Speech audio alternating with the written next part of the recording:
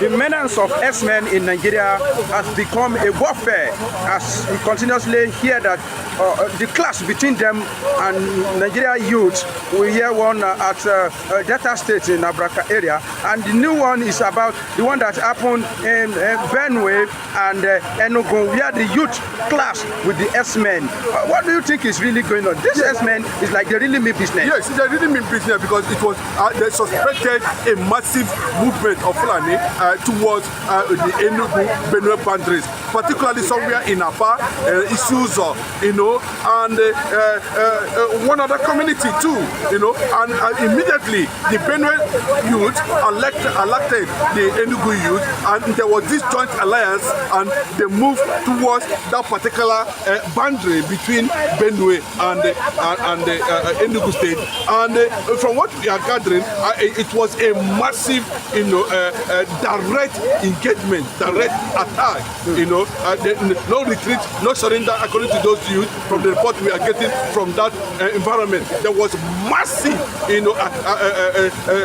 crunch on Fulani herdsmen there, Boko Haram herdsmen, from the news we are getting from there. I think we are still waiting for the Benue governor, Alias or wherever, to make a statement towards that successful, reprisal attack, or to chase Fulani herdsmen completely from that community. And we are still waiting to hear from the governor of the Enugu State on that successive, launching of massive attack on these Boko Haram bandits, within those Enugu State boundaries, particularly somewhere along a place called Apa.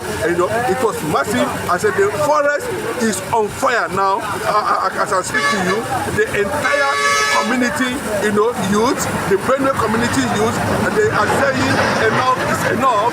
They can now come out and defend themselves. We saw what is happening, around the issue of Fulani herdsmen. It is becoming a life-threatening extermination of indigenous people in their respective communities. And I learned, that assault was led by one of the Boko Haram kingpin, one of the bandits Nigerians are looking for, and nobody knows whether he actually died in that attack, because they said after that attack, they are going to have a full presence in those boundaries and Enugu. But thank God they never waited for the Nigerian army, they never waited for the Nigerian police, they never waited for any government. The alliance, of Enugu and Benue youth was something to be celebrated. According to the report, in fact, the Boko Haram, all of them currently on the run, because everything that has to do with their camps, their sites, their network, was totally eliminated, burnt by this angry youth who can no longer tolerate the continuous killing of their people seamlessly. And what do you think is lead to this successful reprisal attack? I mean, how do you think these people, these youth, they were able to repel the attack of Fulani? Have they heard that they are coming, then they fortify themselves, or they have been always prepared? What do you think is lead to this successful? I think from what we gathered, that 50% of this youthful alliance with Benue and Enugu youth. Okay. The other 50 are just youths who have deep reservation and who are ready to defend their community. The other one is mostly hunters, who would have elected these youths, on what the build-up, to that invasion in the Enugu Benue boundary, and that was how they quickly, mobilized themselves and lay a proper ambush. I doubt whether that man, because it was a successful ambush, and the bandits, the Boko Haram jihadists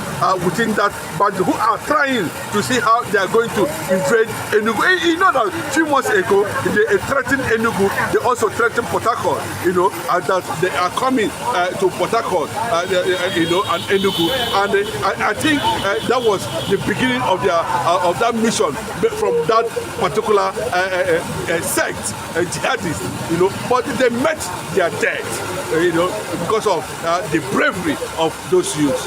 How brave is this Fulani to the extent that they will even be telling you that we are coming? But unfortunately, as they promised, Nigeria army will not be able to prepare for them, and they will come out, carry their operation successfully, and go back to where they are coming from. The way it's happened at Yelchiwa, what do you think is happened at Yelchiwa? Why they cannot repel the attack? And people of Benue, that particular community in Benue and Enugu, they were successfully, repelled the attack. Yes, if you look at the distance in Yelchiwa, and where it has been reported within the boundaries of Idoma, you know, Eziago, our community, and other community, you know, upper community and other, you see they have common boundaries, you know, with the people of Enugu, you know. It's just like Ogun State and, you know, Idiroko or thereabout, let me just put it that way, you know, and Benin Republic, you know, and those communities were close to those boundaries, they have similar boundaries. That was what the nature of that place. But let me give you an insight, you know, that the Nigerian army, the DSS, the Nigerian army was told about this invasion in Yeletiwa in Benue State. Yes, they got the information. If an ordinary citizen can get access to kind of information that in so and so day, the Fulanis, the bandits are coming, they are going to attack, and the message was passed to the authorities, and they couldn't do anything until over 270 million people were killed in Yeletiwa. So what does the excess of asking them or telling them, you know, even if they know, maybe they will pretend as if they've not had, because the real thing, they are looking for the real thing. And what is the real thing? These are something we are talking about, that Nigeria, you know, is falling into the hands of, you know, Islam, jihadist, you know, movement. And you can see what the northern elders are saying recently, that the jihadists have overpowered Nigerian military. You know, waiting for what else is expected from them. What they are trying to tell people now is that, you know, defend yourself. So, in quick response, and you know, this thing have been happening within those boundaries and all that. But this one, we are coming, was well organized. You know, they have targeted what they want to do at the end of the day. You know, and unfortunately, they didn't know that they will be taught such a big lesson in APA and local government here I think they have attacked that Amoku, you know, area before or something like, you know, if I can. Okay, the place has been attacked before. Yes. So they now prepare. Yes. So this one, they were coming to even their foundation finally and claim that they have taken over that place. But unfortunately for them, you know, it didn't work as they think. So it was a very big blow for them, and we are suspecting that that person would have been killed by the forces of those youths and hunters. We don't want to say whether ESN was actually involved in that operation, because it was well coordinated. They never expected it coming. They never saw it coming. There was massive surveillance, and there was exchange of intelligence by these youths, you know, and that was a very successful, you know, onslaught against the Boko Haram. You made mention of this Boko Haram that you just made mention, make me scared, because when you mention Boko Haram, you talk about the northeast alone. But when you now constantly mention Boko Haram attacking a place like Benue, between Benue and Enugu, have you been so encroached with the Boko Haram to that extent that they have a country to come and attack them in that place? Yes, it's very clear. You know, we can call them names, but they, you know, they are factored into one agenda. You know, whether Boko Haram, Lakarawa, jihadists, ICC, whatever, bandits, whatever you can call them. You know, we have only one name for them. You know, they are jihadists. They are offshoot of Boko Haram, and they are working towards one agenda. You know, that is the truth. And what is the agenda? It is total conquest, you know. And now they are having this friction, you know, and the thing is spreading. Like synergy. Yes, people are running away from their communities in Benue. You know, like the man that was saying, you know, he said they have knowledge of the invasion and people have to leave. And most people, when they leave, they don't come back.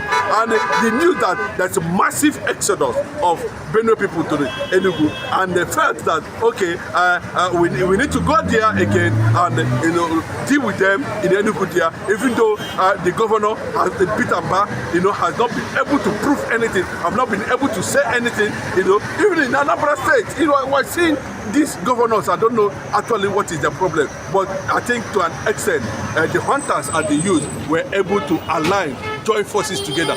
Powerful forces, though it has been speculated that ESN experts, operatives, might have been behind the operation, and it was well coordinated. I'm sure the news is all over the place now. Before we go, it's like, is government protecting these people? Because there is one video that's worrying me.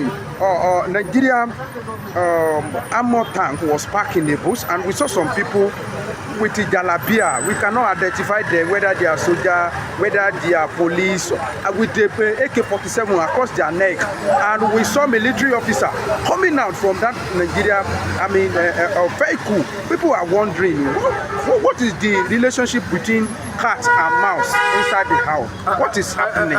You saw it, that's how funny Nigeria is, because if it was to be IPOB members, they would have gunned them down. If we are to be Igbo people, they would have gunned them down. If to have been Yoruba youths, that are seeking for self-determination, they would have shot them. It tells you that the Nigerian military are tired.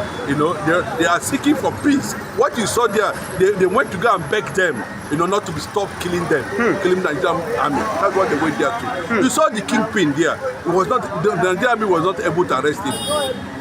Instead, you can see the synergy, you can see the festive, you can see the begging, you can see the mabinu, you can see all the apology, you can see the weakness, the conquest of the military in that meeting. You can see the solid state of the Nigerian security.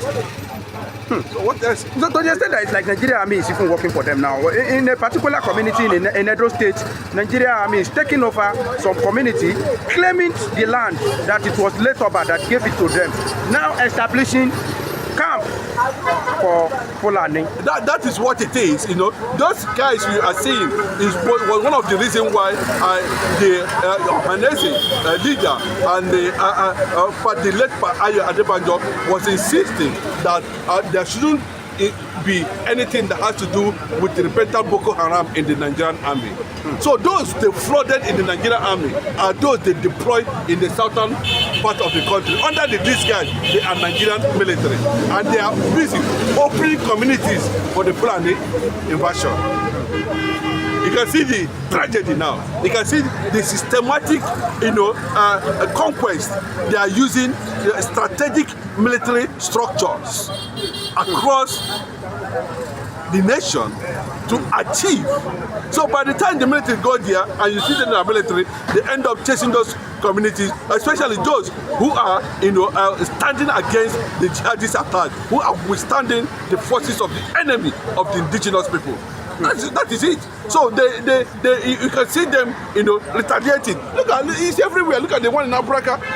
Look at the one they caught in somewhere. I think it should be in Imo State. Where they loaded thousands of Boko Haram inside one truck, seal it. They sealed it with key.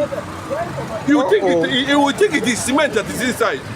But intelligence spread, and ESN stepped into action and was able to stop the trailer. And when they unlock it, come and see thousands in their numbers. When you are not animal, put somebody like a sardine inside trailer. And the way they were asking so them, dreaded. They said they are foot soldiers. Foot soldiers, where are you heading to?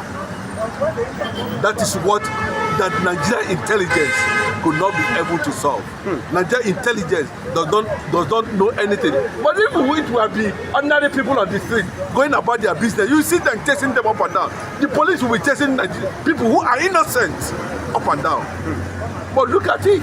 Very, very so unfortunate. The people have come to realize that they need to take their own destiny, and anybody that has to wear Nigerian military, whatever it is, will no longer be trusted in the eastern part of the country. The truth is finally out. Now that the Finnish government has declared the CDS of Nigeria, Musa, a terrorist now, what is the next phase of the lie? What lies can the government tell Nigerians? Now that Samonepa is no longer in the picture, because it has always been pictured that Samonepa is the cause of insurgency in Southeast, and now that insurgency has stopped in Southeast, and now that the Finnish government has vindicated Samonepa, that those sponsoring insecurity and terrorists in the country are those some persons in the military. Now, where would CDS Musa bury his shame? Because a group of people are saying we want to exit the country. Because the Igbos are saying they are tired of the contraption called One Nigeria. That this One Nigeria, it will not work. And then it has not been working. It has been a country full of lies, propaganda, and shame. That has always been how it is formed.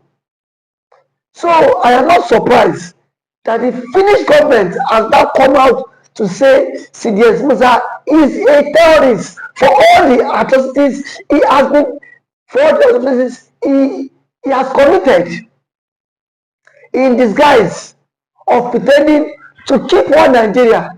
And that one Nigeria has caused a whole lot of catastrophe in the country. Just some days ago, a notorious bandit that was declared wanted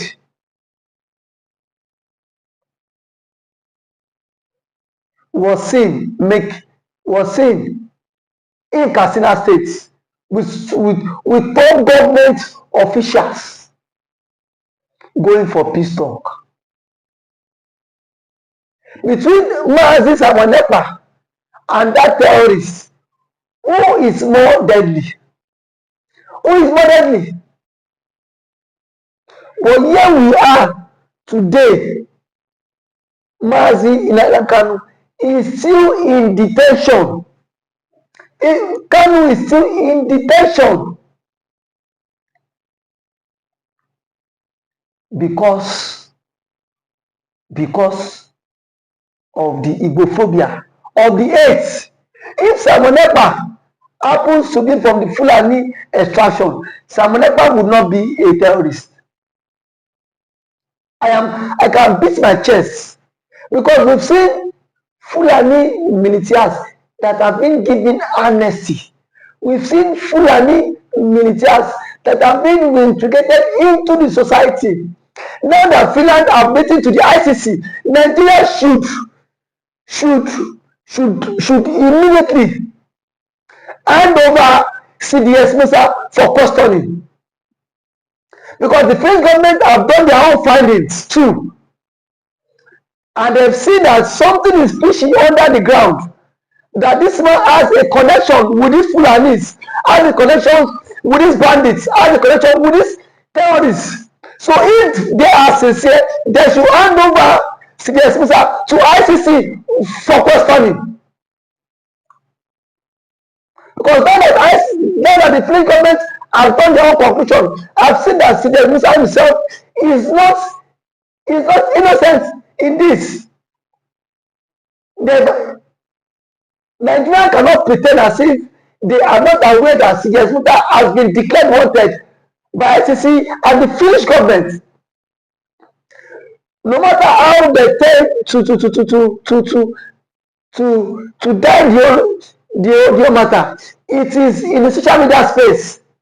Everybody has seen it that CDS Musa has been declared wanted by ICC and the Finnish government. No matter how the Nigerian government want to die this matter, but they are very quick to declare Samonepa and IPOB a terrorist group.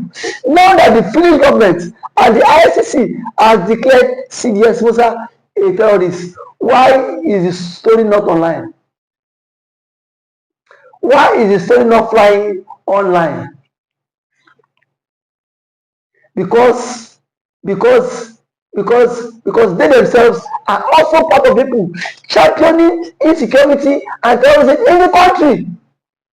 And that is why I say that anybody that speaks against the vision of the country, they will do everything possible to take that person off the hook. They will do everything possible for them to take that person off the hook. That is why I see that Mazi Nnamdi Kanu has been in detention. And the Finnish government, they were so gullible to be used by the Nigerian government. They were just too gullible. Because if they were not gullible, why would a country like Nigeria come to tell you that Samunepa is the one sponsoring insecurity all the way from Finland, and you sit your ass down in Finland and you believe them? But there are some rumors that the envelope also change hand. You know Nigerian story now. You know Nigerian government, that Nigerian government, anything that Nigerian government cannot do to bribe does not exist. I am very sure that the government have bribed the Finnish courts, and that is why I see that Samunepa was wrongfully accused and sentenced. Now that the appeal court is now coming out to reverse all your stuffs.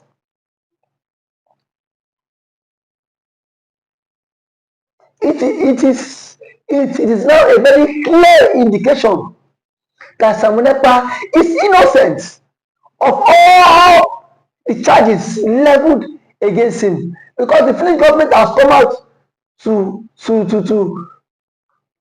indict CDS Musa, saying that CDS Musa is the major financier of insecurity in Nigeria, and it should be tried by ICC, not just local courts. It should be tried by ICC. Enough of all these presents. We know that this one Nigeria, it can never work. No matter how we tend to rub our heads, no matter how we tend to try to patch things up, that one Nigeria cannot work. And that has always been the current state of mind, that one Nigeria would not take us anywhere, and that it will not work. Today, the truth is not coming out. The truth is not coming out. Now, the list of people, ICC will publish names of people sponsoring banditry and sponsoring insecurity in Nigeria. Their names will be published. And when that is published, let's see how CDS Musa would escape it. Let's see how CDS Musa would escape the wrath. They have used kangaroo judgments to sentence Samunepa. But today, the truth is not coming out. The truth is not out. That